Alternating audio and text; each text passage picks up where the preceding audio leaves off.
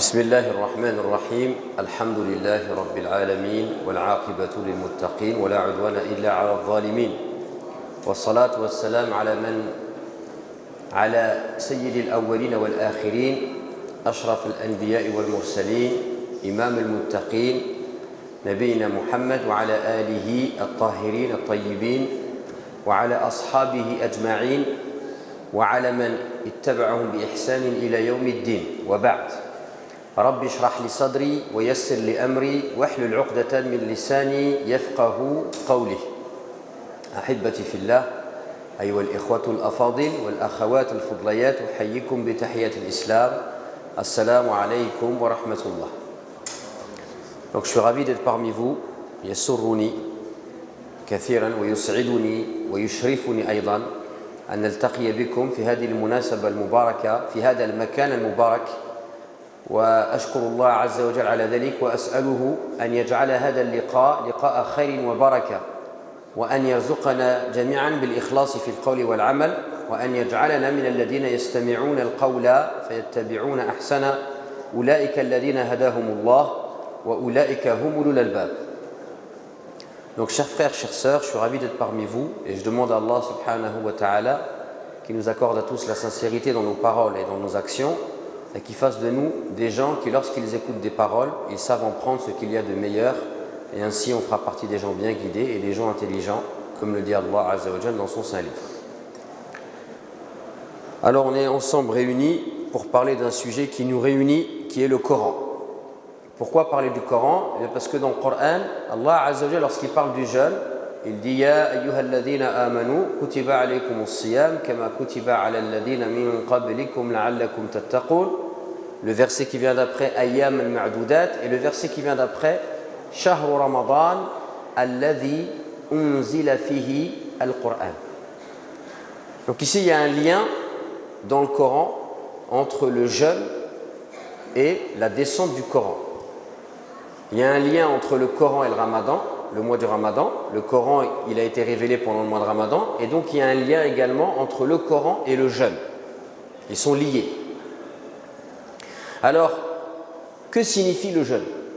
ما هو معنى الصيام؟ وأنا أسألكم الآن ما هو معنى الصيام؟ Qu'est-ce que ça signifie le jeûne? Ça veut dire quoi الصيام? Vous êtes timide ou là كيفاش؟ S'abstenir. إذن هو الإمساك والانقطاع. La définition qu'on peut trouver chez les juristes est الصيام هو سد منافذ الإنسان من الطعام والشراب وشهوتي البطن والفرج من طلوع الفجر إلى غروب الشمس. Donc la définition du jeûne qu'on peut trouver, c'est que c'est le fait de fermer ce qui est profitable à l'homme en termes de boisson, en termes de nourriture et en termes de désir, de l'arrivée, de l'apparition de l'aube jusqu'à la disparition du disque solaire, c'est-à-dire le coucher du soleil, jusqu'au coucher du soleil. وهذا المعنى الفقهي. Et ça c'est le sens du jeûne qui est quoi? Le sens juridique. لكن هناك معنى آخر متكامل مع المعنى الأول. Il y a un autre sens au jeûne qu'on a tendance à oublier, qui est complémentaire du premier sens. Et ce sens-là, en fait, il est donné par un autre mot. Qu'est-ce que vous connaissez comme mot en arabe pour parler du jeûne? Il y a le mot siyam, il y a un autre mot. C'est le mot sawm. Le sawm ou siyam. Siyam bil ya ou sawm bil waw. Il y a deux mots en arabe qui parlent du jeûne. Il y a le mot sawm et le mot siyam. Le mot siyam, il revient 7 fois dans le Coran, et le mot sawm, il revient qu'une seule fois. D'accord? Le mot sawm, il revient qu'une seule fois. Mais si on analyse un petit peu les textes, on s'aperçoit que le jeûne qui a un haut degré, eh bien il a appelé sawm. Par exemple, le prophète nous rapporte, donc l'imam Muslim dans son authentique, il rapporte un hadith dans lequel le prophète de l'islam dit, alayhi salatu wassalam, donc l'imam Muslim dans son sahih, fait kitab siyam. Kullu amal ibn Adam yudha'af wal hasanatu bi'ashri amthaliha ila 700 ضعف. وقال الله تعالى إلا الصيام لا إلا الصوم فإنه لي وأنا أجزي به يدع شهوته وطعامه من أجلي وللصائم فرحتان فرحة عند لقاء ربي فرحة عند فطري وفرحة عند لقاء ربي والخلوف فم الصائم أطيب عند الله عز وجل من ريح المسك. Donc ici dans ce hadith, le prophète nous dit toutes les œuvres des enfants d'Adam sont multipliables de 10 jusqu'à 700 fois. Et Allah nous dit, sauf le jeûne. Et le terme qu'il a employé ici pour le jeûne, il n'a pas employé siyam, il a employé le mot sawm. Illa sawm fa innahu li wa ana ajzi bih. Fa innahu li al-lam huna lam al-milkiyya. Ici le terme, le lam, il signifie que le jeûne, il appartient à Dieu. Pourquoi le jeûne, il appartient à Allah? Parce qu'il n'y a que Allah qui peut témoigner si on a jeûné. Il n'y a que Allah qui peut garantir que vraiment on a jeûné. En dehors d'Allah, il n'y a personne qui peut témoigner. Il n'y a personne qui peut garantir, si ce n'est Allah subhanahu wa ta'ala. Donc le jeûne, en vérité, c'est un secret entre la créature et son créateur. Et donc le jeûne, il appartient à Allah azza wa jalla. Et donc le jeûne, ce secret-là, fait que la personne, lorsqu'elle pratique le jeûne et qu'elle respecte le minimum du jeûne, elle a mis le premier pas dans la sincérité. Il y a un minimum de sincérité. S'il n'y a pas le minimum de sincérité, on ne peut pas faire le jeûne. Donc celui qui respecte le jeûne, il peut se réjouir parce qu'il a un minimum de sincérité. C'est pour ça que le jeûne, c'est une adoration qui est exceptionnelle. Donc, quel est l'autre sens du jeûne qu'on a tendance à oublier? Le jeûne, il a plusieurs significations. Il y a une signification, on a parlé de imsek et de l'inqita, l'abstinence, la coupure. Il y a un autre sens au jeûne. Et c'est ce sens-là qui va nous permettre de comprendre le lien entre le jeûne et le Coran. Alors, je disais qu'il y a un verset du Coran où il y a le mot sawm. Ce verset-là, il est rapporté dans Surat Maryam. Lorsque Allah subhanahu wa ta'ala dit à Maryam, alayha salam, فَكُلِي وَاشْرَبِي وَقَرِّ عَيْنَا فَإِمَّا تَرَئِنَّ مِنَ الْبَشَرِ أَحَدًا فَقُولِي إِنِّي نَذَرْتُ لِلرَّحْمَنِ صَوْمًا فَلَنْ أُكَلِّمَ الْيَوْمَ إِنْسِيًّا. Donc ici dans ce verset, Allah il dit, je traduis le verset, dans le sens des versets, mange et bois et que ton œil se réjouisse. Et si tu croises un être humain, dis-lui, j'ai voué aujourd'hui un jeûne au tout miséricordieux et donc je n'adresserai la parole à personne. Donc ici, ce verset il est descendu dans un contexte bien précis. C'est quoi le contexte? Maryam, elle vient de mettre au monde un enfant. Cet enfant, c'est qui? Isa alayhi salam. Quand elle a mis cet enfant au monde, alors bien sûr, elle est contente d'avoir un enfant. Mais est-ce elle est inquiète ou elle n'est pas inquiète? Elle est inquiète de la suite. Pourquoi elle est inquiète?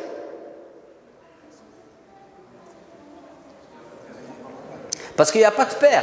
C'est un miracle. Elle a eu un enfant sans avoir besoin d'avoir de rapport intime. C'est un miracle. Allah il lui a donné un enfant comme ça directement. Donc, elle va mettre au monde un enfant et elle se dit, subhanallah, comment je vais faire moi quand je vais retourner à Jérusalem avec cet enfant et que je vais devoir leur expliquer que j'ai eu cet enfant et que personne ne m'a touché. Ils ne vont pas me croire. D'autant plus qu'à l'époque, il y a des gens qui lui veulent du mal à Maryam. D'accord? Donc elle est extrêmement inquiète. Et Allah subhanahu wa ta'ala, il lui dit, Fakuli washrabi wa qarri aina. Mange. Il l'a mis à côté d'un palmier. Elle a juste à tendre sa main, elle peut prendre des dattes. Washrabi, bois. Elle est à côté d'un ruisseau où il y a une eau pure, elle peut boire.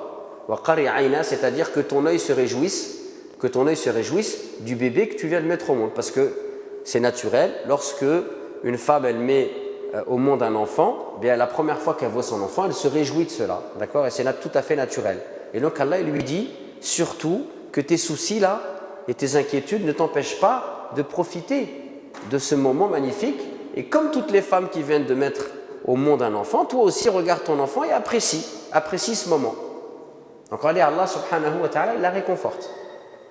Et il lui dit, فَإِمَّا تَرَئِنَّ مِنَ الْبَشَرِ أَحَدًا فَقُولِي إِنِّي نَذَرْتُ لِلرَّحْمَنِ صَوْمًا فَلَنْ أُكَلِّمَ الْيَوْمَ إِنْسِيًّا. Donc si tu croises une personne parmi les êtres humains, dis à cette personne. Et en fait, dis à cette personne ici, كما قال L'imam al-Qurtubi, fi tafsirihi, qal bil ishara. Fais un signe et montre que tu es en train de jeûner. Inni nadartu lirrahmani sawma. Et donc le jeûne ici, c'est pas le même mot dans Surat al-Baqarah qui parle de jeûne que nous on pratique. Donc c'est quoi la différence entre les deux? La première différence, c'est que le sawm ici, et d'ailleurs dans certaines versions on lit somt, fi ba'd al-qira'at hunak somt, ça fait référence au jeûne des gens d'avant. هذه الآية تتعلق بشرع من قبلنا. Ce verset il se rapporte avec la législation des gens qui sont venus avant nous, les juifs et les chrétiens. وشرع من قبلنا كما هو معروف عند القاعدة الأصولية شرع من قبلنا شرع لنا ما لم يرد ناسخ. La législation des gens d'avant nous, des juifs et des chrétiens, est une législation pour nous tant qu'elle n'a pas été abrogée. وهذه الآية قد نسخت. Et ce verset-là, il a été abrogé. Ici, les gens d'avant, quand ils jeûnaient, qu'est-ce qu'ils faisaient? Ils ne parlaient pas. Ils coupaient la parole. Ils jeûnaient, ils ne parlaient plus. Ils ne disaient plus rien. Nous, aujourd'hui, est-ce qu'on peut jeûner comme ça? Il y a un petit vieux dans ma mosquée, il m'a dit des fois, ma femme tellement me casse la tête, j'aimerais bien jeûner, gars, je ne lui parle pas pendant 3 jours. Mais non, on ne peut pas faire ça. Ça a été abrogé. Une fois, il y a plusieurs hadiths dans le Bukhari, dont un qui est connu. Une personne, elle a voulu jeûner et elle s'est mise au soleil. Et elle a dit, je vais parler à personne. Et le prophète, il est parti voir cette personne et lui a dit, mets-toi à l'ombre et parle, si tu veux poursuivre ton jeûne. Donc cette manière de jeûner, elle est abrogée. Donc ce verset, il est abrogé. Ce verset, il a été abrogé. Mais le fait que le verset il est abrogé, ça ne veut pas dire que le verset il n'a aucun intérêt. Si le verset il est dans le livre d'Allah, c'est qu'il a un intérêt. ولذلك نقول هذه الآية قد نسخ حكمها الشرعي الشكلاني ولكن لم ينسخ حكمها التربوي. Ce verset, c'est son sens juridique et normatif qui a été abrogé, mais son sens spirituel et son sens éducatif n'a pas été abrogé. Et c'est pour ça que ce verset il est resté dans le livre d'Allah. Parce que ce verset, il nous donne le sens spirituel du jeûne. Et donc, on va regarder ce verset ensemble et on va découvrir ce sens. On va découvrir le sens et une grande sagesse derrière. Le sens du jeûne ici, c'est quoi? Inni nadartu li rahmani sawma. Tout à l'heure, je vous ai dit fa innahu li wa ana ajzi bi. Je vous ai dit, c'est ce qu'on appelle en arabe l'am al-milkiya. Le jeûne, il appartient à Dieu. Ici, le lam, ce n'est pas l'am al-milkiya. C'est un autre type de lam. Qui connaît? C'est quoi comme lam? Il n'y a pas des nouhat ici? Il n'y a pas des sibawi? Des grammairiens arabes, il n'y en a pas? Bon, Cheikh Ahmed, il n'est pas là. Al-lam huna lam al-ikhtisas. صارت مريم تخص ربها بذكرها وبعملها وبقصدها وقد انقطعت عن الناس إلى الله وتركت الدنيا وما عليها. Maryam ici, regardez ce qu'elle dit. Elle dit inni nadartu li rahmani sawma. J'ai voué exclusivement un jeûne au tout miséricordieux. Et on a dit le jeûne, son sens c'est qu'elle ne parle pas. Mais elle veut dire par là qu'elle s'est coupée des êtres humains, elle s'est coupée des créatures, elle s'est coupée de ce bas monde et de tout ce qu'il contient pour mieux se tourner et s'orienter vers Allah. Et donc ici le lam, il signifie la spécificité et l'exclusivité. D'accord? Et donc le deuxième sens du jeûne, c'est ce qu'on appelle en arabe at-tawajjuha, c'est-à-dire l'orientation complète vers Allah subhanahu wa ta'ala. Donc le jeûne, le premier sens, qui est tout à fait valable, des juristes, c'est l'inqita' wal imsak, d'accord, la coupure, l'abstinence.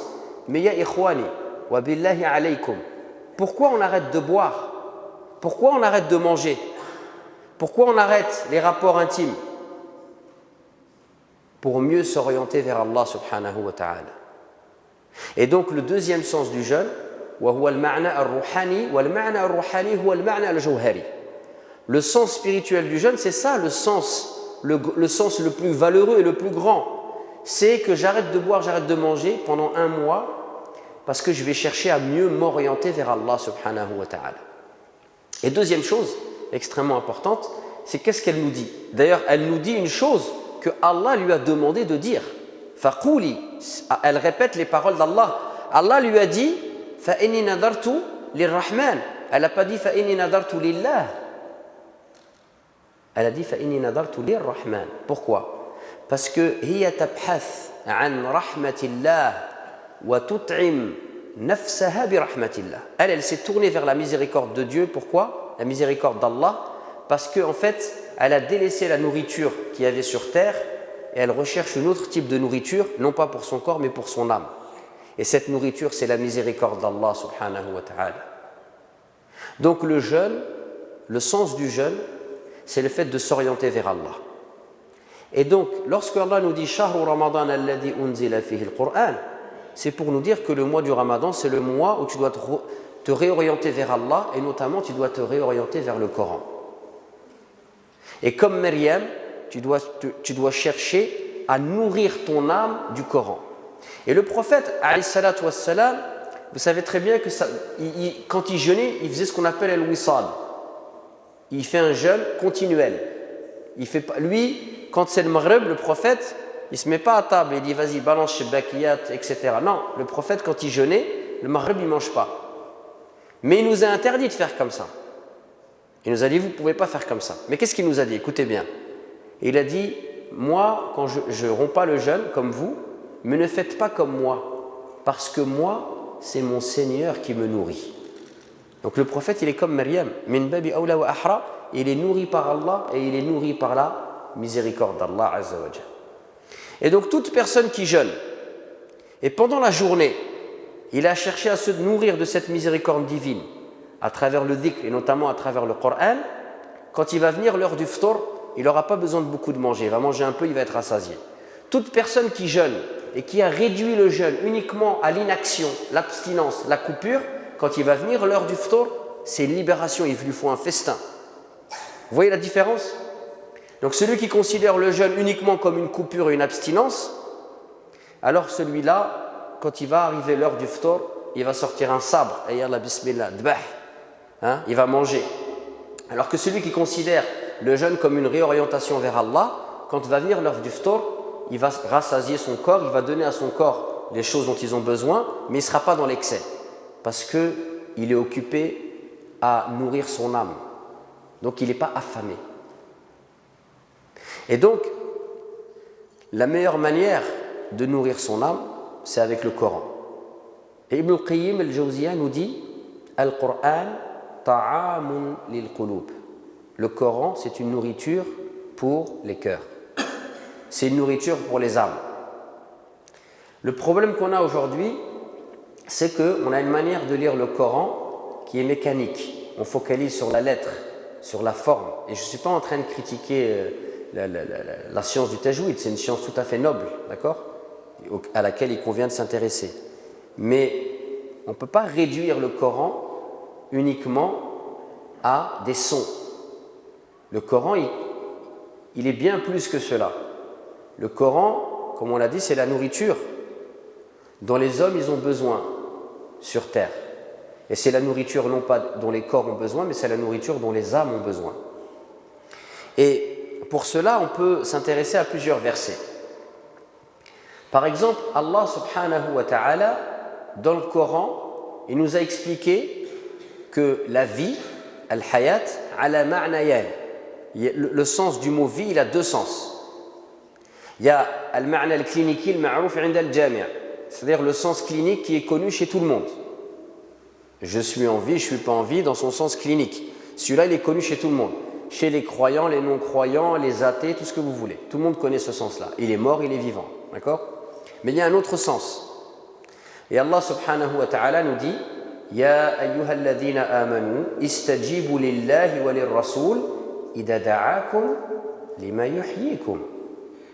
Ô vous les porteurs de la foi, répondez à l'appel d'Allah et de son messager lorsqu'il vous appelle à ce qui vous donne la vraie vie. Donc ici, il y a une autre signification au mot vie. Et c'est al-hayat bil ma'na ar-ruhani. C'est-à-dire que ton cœur, il est vivant, il est attendri, il est assoupli, il est doux, il est réceptif à la lumière d'Allah, à ce qui se passe, etc., etc. D'accord? Et d'ailleurs, le prophète, lorsqu'il est venu et qu'il a été, donc, on lui a confié la mission de la prophétie, il avait en face de lui des gens qui étaient morts sur le plan spirituel, qui étaient dans les ténèbres de l'ignorance.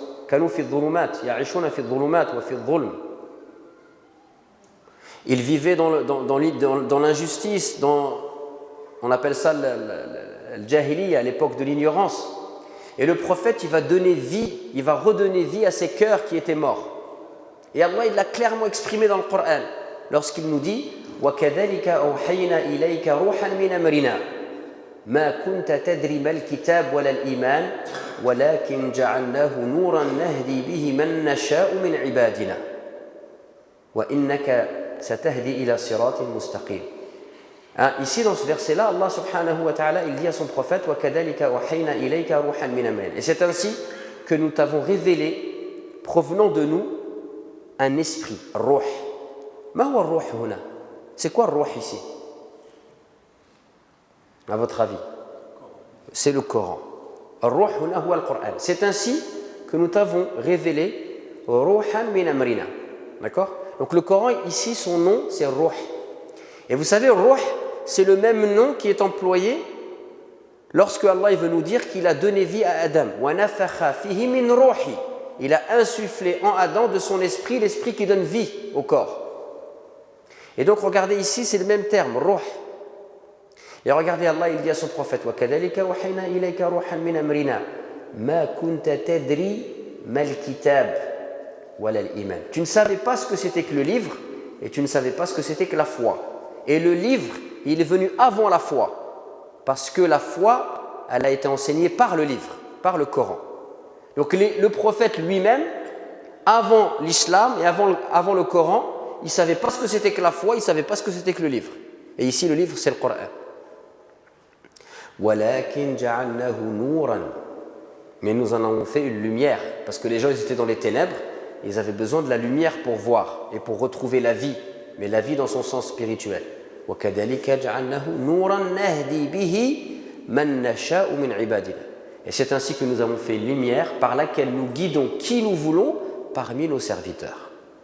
Donc vous voyez, il y a différents types de significations au mot vie. Il y a un terme, une signification au mot vie qui relève de la spiritualité, la vie du cœur, parce que beaucoup de gens vivent aujourd'hui, mais en vérité ils sont morts spirituellement parlant, leurs cœurs sont morts, ils font du mal, ils vivent dans le mal, ils vivent dans l'insouciance, dans l'oubli de Dieu, et ils vont droit vers le mur. Et tu peux leur ramener tous les rappels que tu veux, il peut se passer toutes les choses dans la vie, et ils ne feront jamais demi-tour, ils ne feront jamais marche arrière, ils ne reviendront jamais vers Allah, ils ne vont jamais se repentir. Pourquoi? Parce que le cœur, il est mort. Wal'iyadu billah. Et donc, ce Coran, eh bien, c'est l'instrument principal qui a été donné au prophète, alayhi salatu wassalam, pour redonner vie au cœur qui était mort. Et l'un des premiers éléments dont on a besoin justement pour voyager vers le Coran, c'est qu'on doit comprendre que le Coran, il y a différents niveaux de lecture. Il y a la lecture des spécialistes. Il y a une lecture pour les spécialistes. C'est ceux qui vont lire le Coran et qui vont extraire les règles du halal et du haram. Ça, c'est pas donné à tout le monde. Il faut connaître la langue arabe, il faut connaître sharia, etc. D'accord? Il faut connaître les versets abrogés, ceux qui ne le sont pas, les versets équivoques, ceux qui ne le sont pas. Ça demande beaucoup de choses. Il faut connaître asbab nuzul, etc., etc. Mais il y a un autre type de lecture. Et cette lecture-là, elle a été rendue accessible à tout le monde. وَلَقَدْ يَسَّرْنَا الْقُرْآنَ لِلذِّكْرِ فَهَلْ مِن مُدَّكِرٍ. Nous avons facilité le Coran pour le rappel. Y a-t-il des gens qui veulent se rappeler? Donc vous voyez bien qu'il y a un autre type de lecture. Et cette lecture-là, elle est pour tout le monde. Elle est pour qui? Pour celui qui cherche Allah. Celui qui cherche Allah sincèrement, vous savez quoi? Même s'il prend le Coran et qu'il le lit en chinois, il trouvera Allah subhanahu wa ta'ala. Il y a un autre type de lecture, cette lecture-là, c'est pour celui qui cherche Allah sincèrement. Il y a une histoire qui est racontée, que je raconte souvent, que vous pouvez trouver sur Internet, c'est Gary Miller, l'homme qui défia le Coran. Gary Miller, c'est un protestant, c'est un professeur de mathématiques et de logique à l'université d'Oxford. Et quand il a vu que l'islam il commençait à se répandre un petit peu dans son pays, il a décidé d'écrire un livre pour montrer toutes les erreurs du Coran. Il ne connaissait pas le Coran. Il a dit, tiens, je vais étudier le Coran et je vais écrire un livre avec toutes les erreurs du Coran. C'est une bonne démarche, ça, ou c'est pas une bonne démarche? C'est une bonne démarche. Il cherche les erreurs du Coran, c'est une bonne démarche. Pourquoi?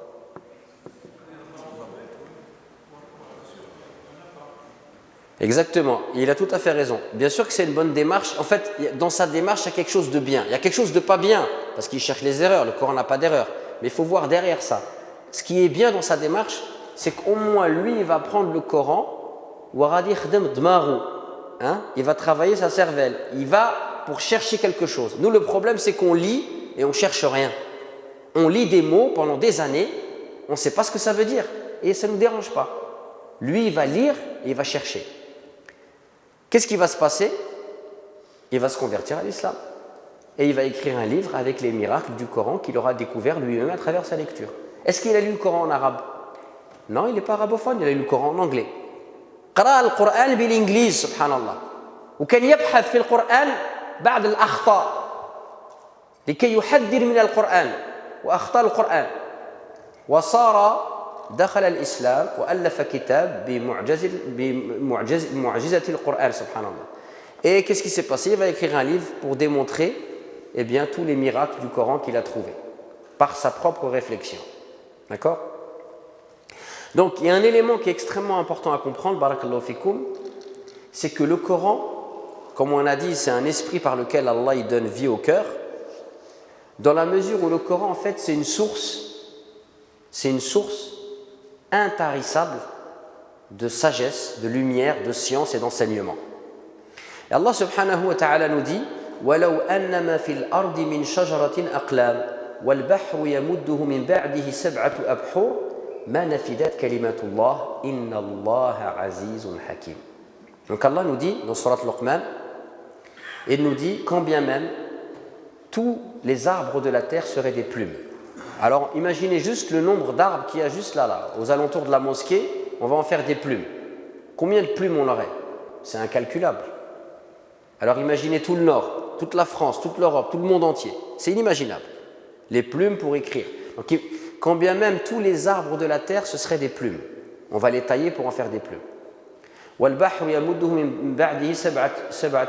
Mais la mer, eh bien, elle va confluer, elle serait de l'encre et elle va confluer vers 7 autres océans. Et vous savez que les Arabes, quand ils emploient le terme 7, ce n'est pas pour dire 1, 2, 3, 4, 5, 6, 7, mais c'est pour dire beaucoup. Donc imaginez, tous les océans de la Terre, c'est de l'encre, et ils vont confluer, se jeter vers 7 autres océans. Et avec ça, on va vouloir écrire les paroles d'Allah. Eh bien, on va épuiser l'encre et on n'aura pas épuisé les paroles d'Allah. Et Allah est certes puissant et sage. Donc, qu'est-ce que ça signifie cette parabole? Elle signifie que si, eh bien, tous les savants du monde entier et de tous les temps, ils se réunissaient pour écrire toute la science et les sagesses et les enseignements et la lumière qu'ils pourraient tirer du Coran, et qu'ils auraient à leur disposition toutes ces plumes et toute cette encre, eh bien, ils épuiseraient l'encre. Et dans le Coran, il y aurait encore de la lumière, de la sagesse, des enseignements et de la science à tirer. Donc le Coran est une source, c'est un masdar, c'est une source de science, de sagesse et de lumière qui s'épuisera jamais. Donc shoufu subhanallah, wa barakallahu fikum, wa ta'ammalu ma'i. Essayez de méditer avec moi. On a un livre, c'est une source de sagesse et de science, et il y en a pour tout le monde. Il y en a pour les spécialistes et pas les spécialistes, d'accord? Qui va jamais tarir, et nous on le lit, et quand on le lit dans nos cœurs, on n'a jamais le désir de rechercher un peu de cette lumière, un peu de cette science et un peu de cette sagesse. On a l'impression qu'on ne peut pas réfléchir, nous. On a l'impression qu'il faut toujours que ça vienne de l'autre. Est-ce qu'on peut prétendre ainsi être proche du Coran? Même si le Coran, attention, s'il y a quelqu'un qui est habitué à lire le Coran tous les jours, ne comprend pas, surtout que mes paroles ne le dissuadent pas de continuer. Continue à lire le Coran, frère. Même si tu ne comprends pas, lis-le tous les jours. Inch'Allah, qira'atuhu taskiya wa baraka. Mais, continue à lire, mais maintenant fais un effort. Essaye de comprendre. Bil basata, d'accord? On n'est pas là, je ne suis pas en train mon propos ne doit pas justifier des gens qui ne lisent pas le Coran, qui sont feignants. Et mon propos n'a pas pour but de décourager ceux qui lisent et qui ne comprennent pas. Non. Mon propos, il a pour but de vous amener un petit peu plus loin, Inch'Allah. De comprendre que le Coran, il faut le vivre et il faut le lire. Et il faut le lire avec l'envie de comprendre. Et avec l'envie de chercher quelque chose. Alors,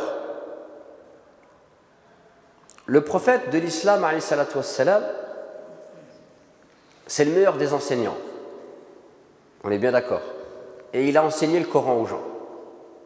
Et il faudrait s'intéresser à savoir comment il a enseigné le Coran aux gens pour que nous, on puisse faire la même chose. C'est-à-dire, on puisse essayer d'apprendre le Coran avec la même méthode que le prophète il a fait. Il a utilisé. Mais le prophète, avant d'utiliser une méthode, il a d'abord, lui, été éduqué par Allah. D'accord? Et si on analyse la méthode que Allah a employée avec son prophète pour lui enseigner le Coran, qu'est-ce qu'on va voir? On va voir que c'est une école, al-madrasatu al-Qur'aniyya, li-ta'lim al-Qur'an lin-nabi alayhi salatu wassalam, wal-mudir man huwa Allah subhanahu wa ta'ala. Le directeur de cette école, c'est Allah. Cette école-là, c'est une école dans laquelle le prophète va recevoir le Coran pendant 23 ans. Le prophète, il n'a pas appris le Coran en 1 an, ou en 2 ans, ou en 3 ans. Le prophète, il a appris le Coran pendant 23 ans. Et le Coran, il descendait petit bout par petit bout. D'accord? Le Coran était révélé petit bout par petit bout. Parfois, il y avait des interruptions. Et le prophète, il ne recevait pas la révélation. Donc, aujourd'hui, si je vous dis, je vais créer une école coranique et les enfants, ils apprendront le Coran en 15 ans. Et il y en a un autre, il vient et dit, non, moi je vais faire une école, ils vont apprendre le Coran en 2 ans. Vous allez dire que c'est qui le meilleur? Vous allez dire que c'est celui qui est 2 ans. Pas forcément, parce que ça dépend de ce qu'on veut faire. Si c'est juste le hifd, alors il n'y a pas de problème. Mais le Coran, c'est pas que le hifd. C'est bien le hifd, mais c'est pas que ça. On ne peut pas réduire qu'à ça. Donc, intabihu ma'i wa ta'ammalu. Le prophète, il a reçu le Coran pendant 23 ans. Plus que ça encore, le Coran pour les gens de l'époque, le Coran pour le prophète et ses compagnons, qu'est-ce que c'est? Le Coran, c'est quelque chose qui vient d'en haut, d'accord? Qui vient d'en haut à un moment précis pour répondre à une question ou pour résoudre un problème que les musulmans ils ont dans leur vie de tous les jours. Donc pour les musulmans de l'époque, le Coran qui descend et la vie de tous les jours, c'est la même chose. Al-Qur'an huwa al-hayat. C'est le Coran qui vient leur dire comment ils doivent vivre, comment ils doivent faire, comment ils doivent résoudre telle situation, comment ils doivent se comporter, etc., etc. Et parfois, les musulmans, ils font des choix et le Coran, il va leur dire que c'est pas bien. Parfois, ils ont fait des bons choix, le Coran, il va leur dire que c'est bien. Donc, pour les musulmans de l'époque, les premiers musulmans, le prophète à leur tête, alayhi wassalam, et ses compagnons, radiyallahu anhum ajma'in, le Coran et la vie au quotidien, c'est la même chose. Kanu ya'ishuna ma'al Qur'an. Ils vivaient vraiment avec le Coran, puisque quand ils ont des problèmes, des fois même ils attendent le Coran. Ils attendent que le Coran vienne pour qu'ils comprennent qu'est-ce qu'ils doivent faire et comment ils doivent réagir. Vous voyez, donc ici c'est extrêmement important à comprendre. Et Allah Azza wa Jal, quand il explique la méthode du prophète, le prophète il a fait la même chose. Huwa alladhi ba'atha fil ummiyina rasulan minhum yatlu alayhim ayatihi. Allah, il est celui qui a envoyé un prophète illettré à un peuple arabe, d'accord, qui n'avait pas de livre, issu d'eux-mêmes, c'est-à-dire que le prophète, il était lui aussi arabe, d'accord, walladhi ba'atha fil ummiyina rasul, il leur a envoyé un prophète. Qu'est-ce qu'il fait le prophète? C'est quoi sa fonction? Il leur enseigne le Coran. Comment il leur enseigne le Coran? Yatlu alayhim ayatihi. Et regardez ici le verbe qui est choisi, c'est un verbe à quel temps? Au présent. Ça veut dire qu'en fait, le Coran, ce n'est pas une fois par an. Le Coran, c'est un peu tous les jours. Yatlu alayhim ayatihi. Le prophète, tous les jours, il y avait un peu de Coran. D'accord? Dans la prière, ou alors on parlait du Coran, où il y avait de la révélation. Donc, wadifatu an-nabawiyya ma'a al-Qur'an, yatlu alayhim ayatihi. Il leur lit les versets du Coran un petit peu tous les jours. Donc nous aussi, dans notre rapport avec le Coran, c'est qu'il faut qu'on s'habitue à l'écouter et à le lire un petit peu tous les jours. Oubliez la quantité. L'imam Nawawi, il a un livre excellentissime où il dit que, par exemple, certains, ils lisaient le Coran tout entier en 3 jours. D'accord? Mais ces gens-là, ils ont fait ça parce qu'ils avaient le niveau pour faire ça. Comme par exemple Uthman ibn Affan, radiyallahu anhu. Mais nous, aujourd'hui, il faut sortir de la quantité. Chacun, il a son niveau. D'accord? Si quelqu'un il peut lire 2 fois le Coran en entier pendant le Ramadan, alhamdulillah. Mais pour des tas de gens, même le lire une fois, ce n'est pas possible. Ou alors s'il va vouloir le lire une seule fois en entier pendant le mois de Ramadan, il va se fatiguer, il va s'épuiser. Non, ce qu'on vous dit, Inch'Allah, regardez pas la quantité. Regardez la qualité de la lecture et surtout, cherchez la régularité. Cherchez à lire souvent. أنت تفتح القرآن وقرأ. تعيا تحبس. لكن حينما تقرأ تبحث عن يعني معنى الآية. Tu vas chercher quelques significations.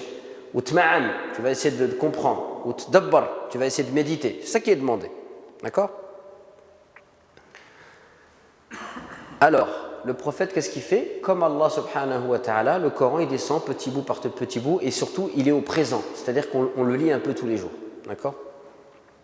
ثم ويزكيهم ويعلمهم الكتاب والحكمة. Donc, ويزكيهم, il les purifie. Allah, il purifie les gens par le Coran. Subhanallah. ويعلمهم الكتاب والحكمة.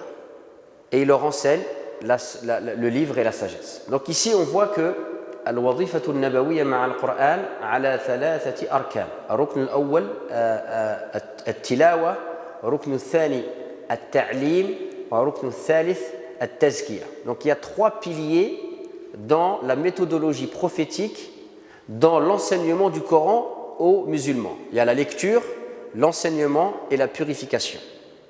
Alors vous avez vu, moi je vous ai donné un ordre.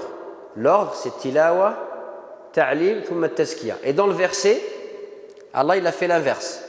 Qaddama at-tazkiya ala at-ta'lim. D'accord? Et fi al-haqiqati, qaddama al-ghaya ala al-wasila.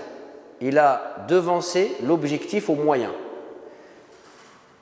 La lecture du Coran, l'apprentissage. Puis la finalité, c'est la purification. D'accord? Ça, c'est la finalité. Ton objectif, c'est que tu te purifies. D'accord?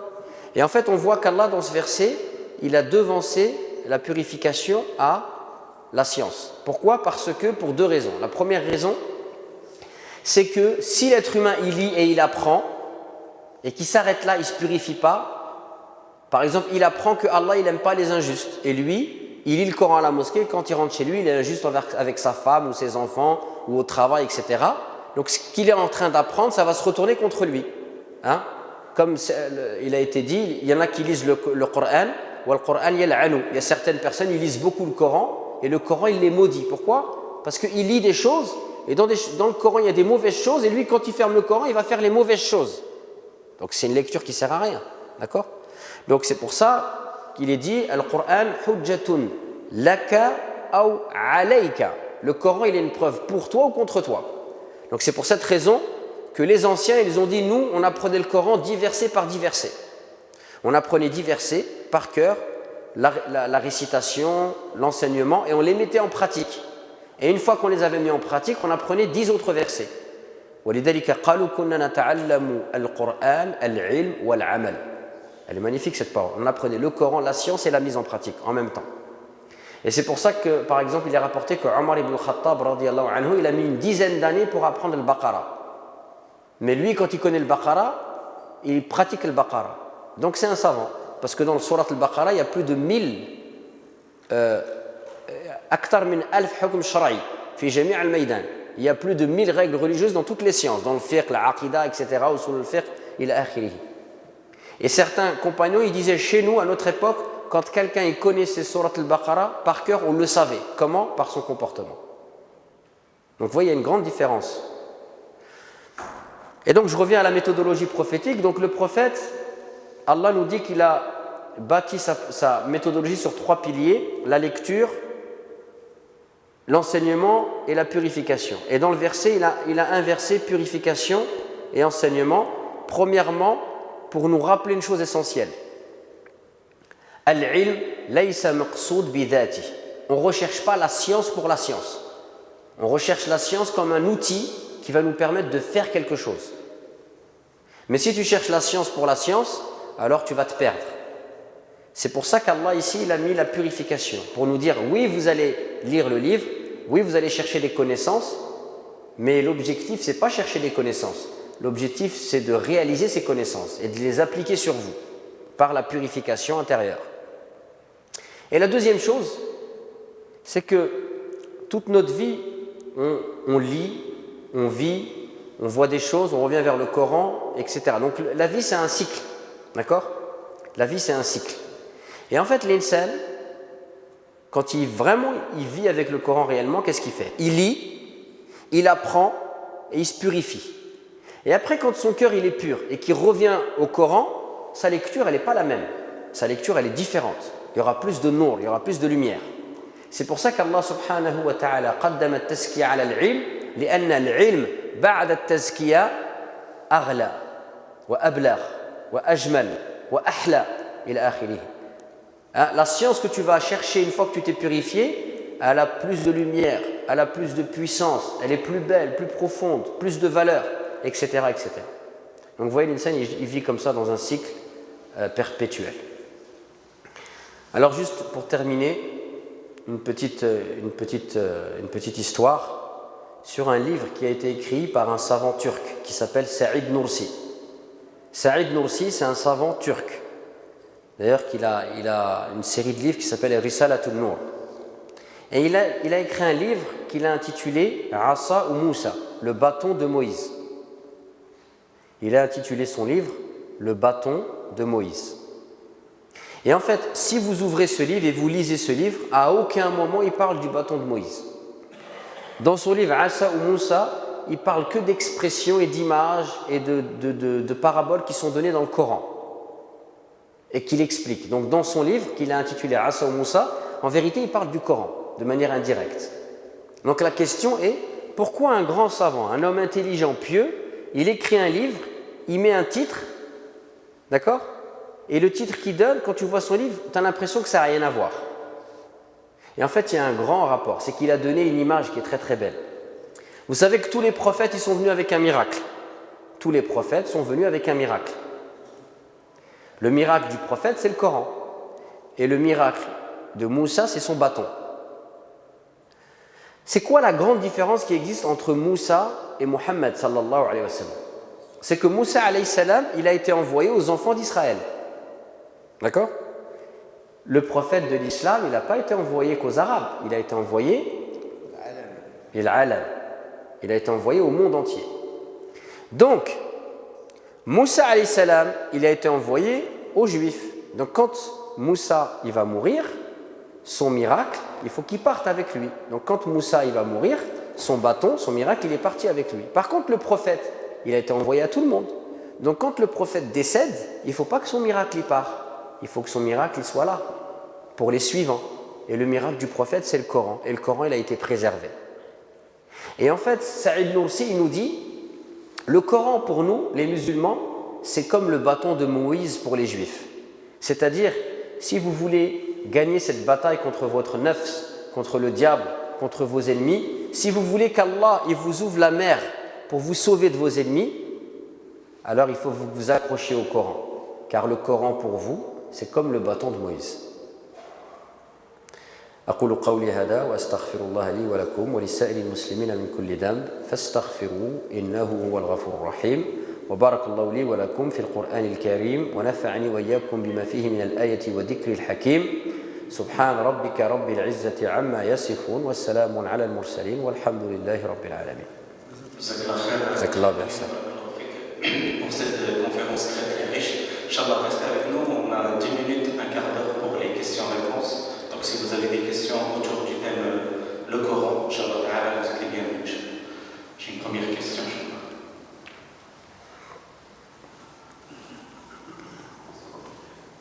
Qu'est-ce que vous pensez du mouvement de Coran Youn? Est-ce que c'est un nouveau mouvement ou ça a toujours existé? Et à quel point ils ont raison, pas raison? Parce que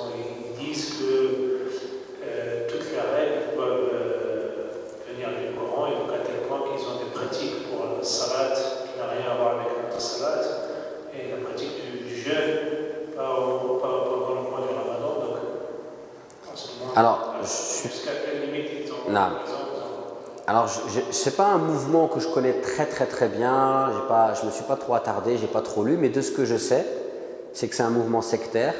Ils ont un fondateur, c'est daté, ça n'a pas toujours existé, d'accord? Et en fait, le plus gros problème de ce mouvement-là, c'est qu'ils opposent le Coran et la Sunna. Sous prétexte de revenir au Coran, ils rejettent la Sunna, d'accord? Et donc nous, on considère que rejeter la Sunna, c'est rejeter le Coran, puisque le Coran nous demande de suivre le prophète, d'accord? Et nous demande de revenir à la Sunna du prophète. Et on considère que la Sunna, c'est une partie de la révélation. Et par exemple, ce qu'on pourrait répondre à ces gens-là, c'est que la prière qu'on fait aujourd'hui, là par exemple, on a prié le Asr 4 rak'at. Est-ce que dans le Coran, vous avez un verset du Coran qui vous dit que le Asr c'est 4 rak'at? Non, c'est dans la Sunna. Donc, c'est un mouvement qui appelle à une chose, d'une certaine manière, il y a quelque chose d'assez intéressant, c'est-à-dire le retour au Coran, d'accord? Et c'est vrai que parfois on peut dire qu'on fait passer la Sunna avant le Coran, et là ça peut être problématique, mais par contre eux ils sont tombés dans un excès qui est extrêmement grave, c'est le rejet total de la Sunna, et ça bien sûr, moi je m'y oppose, je pense que vous aussi, toute personne qui rejette la Sunna du prophète, quelque part il rejette une partie du Coran. Allahu a'la wa a'la. Une autre question,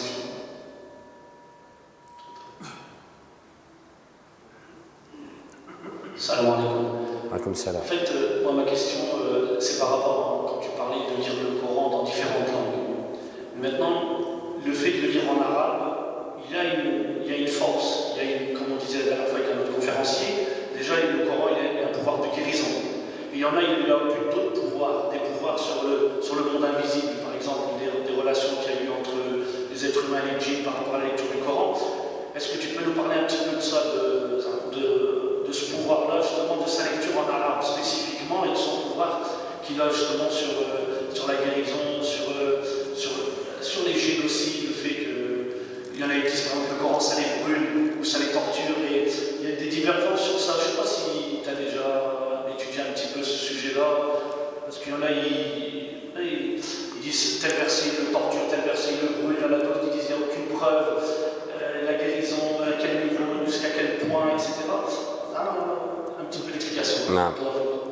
Alors, tout d'abord, il est évident, il n'y a personne qui diverge sur ça, c'est que la lecture du Coran en arabe, c'est une adoration. Donc toute personne qui lit le Coran en arabe, et le prophète nous dit que même s'il a des difficultés, d'accord, il aura 2 récompenses.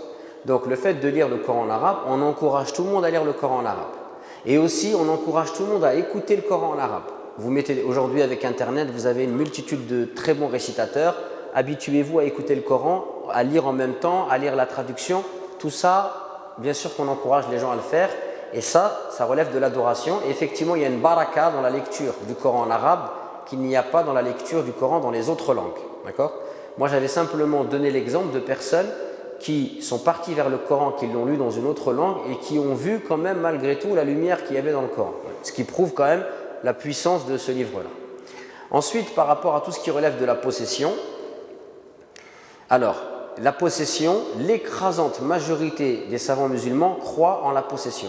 D'accord ? Ils pensent qu'un djinn il peut rentrer dans le corps d'un être humain. Et une petite partie des savants n'y adhèrent pas, comme par exemple Mohammed al-Ghazali ou l'imam al-Qardawi, par exemple. D'accord ? Et même il y a d'autres anciens. Pour les Marocains, par exemple, Cheikh Khalil al-Ansari, il ne croyait pas que le djinn il pouvait rentrer dans l'être humain. Alors, ce qui nous amène à, en fait, il y a 3 types de possession. Il y a la possession qu'on appelle hypocondriaque. C'est-à-dire, c'est des gens, ils pensent tellement qu'il est malade qu'il devient possédé tout seul par lui-même. Et c'est le wes-wes, d'accord ? Et figurez-vous qu'il y a une étude qui a été faite par un docteur égyptien qui est docteur en psychiatrie et qui en même temps faisait la ruqya. Lui, il croit en la possession, mais il dit de toute ma vie, je n'ai vu que 2 cas de possession.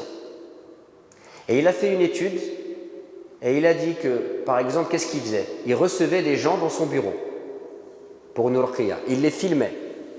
Il les asseyait sur une chaise et il leur disait « Je vois ton djinn, je vais le brûler, etc. Je vais lui poser son anti-yassine sur la tête Et juste quand je vais commencer à réciter, tu vas voir, on va voir si tu vas bouger ou pas. Donc la personne, elle s'asseyait et on posait un livre sur la tête de la personne. La personne, elle pensait que c'était Surat Yasin. Mais en fait, c'était un livre de littérature.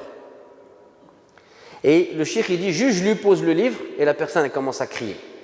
Et après, je la filme, je lui montre le livre, je lui dis, regarde, tu vois, il n'y a rien, c'est dans ta tête. Donc c'est psychologique. Et aujourd'hui, de par notre culture, de par le monde, etc., où les gens ne sont pas bien dans leur peau, pas bien dans leur corps, pas bien dans leur tête, etc., et de par la culture maghrébine, où on veut tout expliquer par ça, eh bien, tu peux être sûr, moi je l'ai vu, facilement, mais 90% des gens qui me demandent une ruqya, ils n'ont pas besoin de ruqya, ils ont besoin d'un psychologue ou d'un thérapeute. Akid, c'est avéré. D'accord? Maintenant, après l'occulte, nous aussi, les djinns, ils existent. D'accord? Ça, on y croit, il n'y a pas de problème. Par contre, il y a une autre possession, et je pense que c'est cette possession-là qui est la plus pernicieuse, c'est qu'en fait, c'est la possession par le wes-wes. C'est-à-dire que le shaitan, c'est pas il rentre dans ton corps, mais c'est comme si il est à l'intérieur de toi. Pourquoi? Parce qu'il a la 4G. D'accord? Il capte directement. Et toi, en fait, tu as plein d'idées bizarres qui te viennent dans ta tête. Tu es toujours perturbé, tu ne comprends pas pourquoi, tu penses que tu as un djinn à l'intérieur de toi, mais il n'est pas à l'intérieur de toi. C'est juste que tu lui as ouvert une porte dans ton cœur et il est rentré. De par tes péchés, de par ta faiblesse dans ta connaissance vis-à-vis d'Allah Azza wa Jal, de par la faiblesse de ta foi, de par les mauvaises fréquentations, etc. Et là, Shaitan, il arrive et il prend possession de ton cœur par le wes-wes. Et ça, c'est l'une des possessions qui est la plus fréquente. Et celle-là, effectivement, la lecture du Coran, elle peut être salutaire, mais le bien le plus grand, en fait, c'est l'aqidatu salima sahiha. C'est le fait d'avoir une foi et une croyance ferme en la grandeur d'Allah, en sa puissance. Parce que comme le dit Ibn al-Qayyim al-Jawziyya, le cœur dans lequel il y a Allah, la foi en Allah, le Coran, Shaitan, il n'a pas sa place. Wallahu a'lam. Jazakallah khair. S'il y a d'autres questions.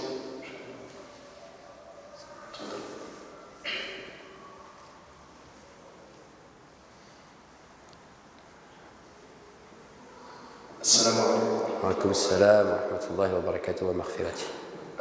Nous savons pertinemment que le Coran est le printemps de nos cœurs, la jambe qui dissipe tout tourment et toute affliction et toute turpitude. Et ma question était de savoir si on pouvait, à notre sens, donc religieux, dire que le Coran est l'aspect pratique de l'islam et la sunna, l'aspect. Théorique, pratique. Théorique, pratique. Et si on peut faire cette réunion dans nos vies de tous les jours, y a-t-il désormais des ouvrages qui peuvent compléter l'aspect pratique, c'est-à-dire on a le Coran théorique, et pour ne pas tomber dans une lecture purement littéraire et fermée, comment dans notre vie de tous les jours, avec quel ouvrage éventuellement pourrons-nous continuer à être dans le champ de l'application? Alors, juste quand tu dis Akhil Karim, le Coran c'est la pratique et la Sunna, le Coran c'est la théorie et le Sunna c'est la pratique, c'est en partie vrai, mais c'est en partie faux aussi. Parce que le Coran, c'est plus que ça, c'est plus que de la pratique. Le Coran, c'est vraiment un livre qui est complet. Dans le Coran, il y a du droit. Dans le Coran, il y a des règles juridiques. Dans le Coran, il y a des paraboles. Dans le Coran, il y a des symboles. Il y a des versets équivoques, des versets qui ne le sont pas. Le Coran, il parle beaucoup de récits, il raconte des histoires. D'accord? Dans le Coran, il y a ce qu'on appelle tashri' lil a'mal al-jawarih wa tashri' lil a'mal al-qulub. D'accord? Le Coran, c'est un livre qui est extrêmement bien structuré. Vous ne le savez peut-être pas, mais à chaque fois que vous lisez une sourate du Coran, eh bien chaque sourate, elle a un thème. Et le thème, il est lié, c'est ce qui va lier tous les versets. Quand vous connaissez le thème de la sourate, quand vous allez lire la sourate, vous allez comprendre l'enchaînement des versets. Et vous allez même comprendre le lien avec le titre de la sourate. D'accord? Donc on ne peut pas réduire le Coran justement à la pratique, mais à la théorie, mais par contre on peut dire qu'effectivement, la sunna est venue, peut-être que c'est plus juste de dire ce que tu veux dire, c'est plus juste de dire que la sunna est venue détailler des éléments qu'il y avait dans le Coran. Ça c'est peut-être plus juste. D'accord? Wallah, premier point. Deuxième point, le Coran c'est le livre d'Allah. Et comme on l'a dit, il est une source illimitée de connaissances. Par conséquent, c'est un livre dont on n'aura jamais terminé de parler. Si tu cherches des livres quoi? En arabe ou en français? En français. Alors, je peux te conseiller des livres à lire qui parlent du Coran. Tu as un livre d'un cheikh algérien qui s'appelle Mustapha Cherif, Le Coran et notre temps. Tu as un autre livre d'un autre penseur algérien qui s'appelle Malek Benabi, Le phénomène coranique. Ça, c'est pour le Janib el-Fikri. Après, tu peux te procurer les travaux de Maurice Gloton. Maurice Gloton, c'est un professeur français qui va apprendre l'arabe et qui va faire une traduction du Coran. D'accord? Maurice Gloton. Donc Maurice Gloton, tu peux chercher tout ce qu'il a écrit sur le Coran, je te le conseille, tu peux le lire. Tu peux te procurer également des tafasir en français. Par exemple, tu as Aysar Tafasir ou tu as Al-Muntakhab. C'est des explications du Coran, mais très simples. Chaque verset, il est expliqué de manière simple. Tu peux procurer par exemple ce genre de livre. Et déjà, avec ce que je t'ai dit, on se verra l'année prochaine, je te rajouterai d'autres, Inch'Allah. Hein? Voilà, on fera un bilan. Avec la différence des ouvrages, la multiplication des ouvrages et la différence des termes qui sont utilisés, comment on peut avoir la compréhension, une partie de la compréhension globale du terme, la teneur. Je ne sais pas si je suis clair. Alors, tu parles de quoi? Du terme? Répète, j'ai pas compris. La différence des ouvrages. Ouais. Pour définir un même mot, plusieurs éditeurs ou plusieurs livres vont utiliser des termes qui sont différents. Et à la multiplication de ces termes, comment nous, on peut en avoir le sens profond? Alors, eh bien justement, Al-Qur'an ou Bahr, le Coran c'est un océan. D'accord?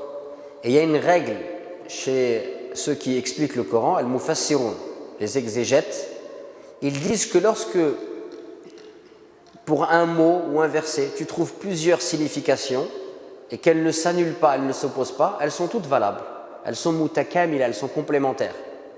Et c'est vrai que l'ignorant, d'accord, celui qui n'est pas familier de la science, lui il aime bien une question, un avis. Quand tu lui dis il y a 4 avis, hein, il est embêté. Il veut réduire à un avis. Mais ça, ce n'est pas la science. Et encore plus pour le Coran. D'accord? Donc dans le Coran, par exemple, tu vas lire Tafsir Ibn Kathir. Tafsir Ibn Kathir, il y a des classifications. C'est ce qu'on appelle Tafsir bil riwaya. C'est-à-dire, l'imam Ibn Kathir, il va te ramener toutes les paroles des anciens qui ont commenté ces versets. Et tu vas voir que souvent, ils ne disent pas la même chose. Mais ça ne s'oppose pas, c'est complémentaire. Donc après, il y a un autre travail à faire qui consiste à réunir les différents sens pour les juxtaposer les uns sur les autres pour avoir une vision beaucoup plus large du terme sur lequel tu es en train de travailler. Wallahu a'lam. D'autres questions, je donne au frère.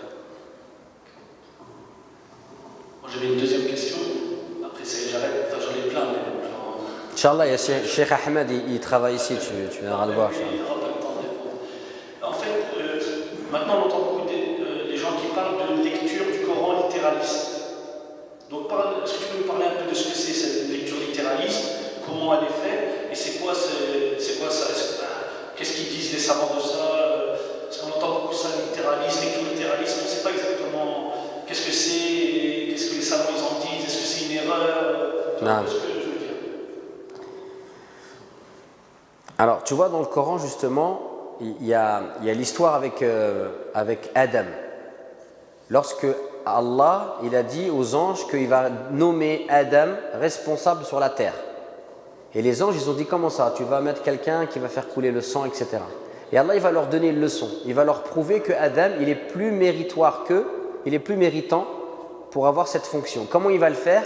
Par la maîtrise des mots. Il va enseigner à Adam un certain nombre de mots et il va dire aux anges qu'est-ce que ça veut dire ces choses-là. Les gens, ils ne vont pas savoir. Il va demander à Adam et Adam, il va donner le nom de ces choses-là.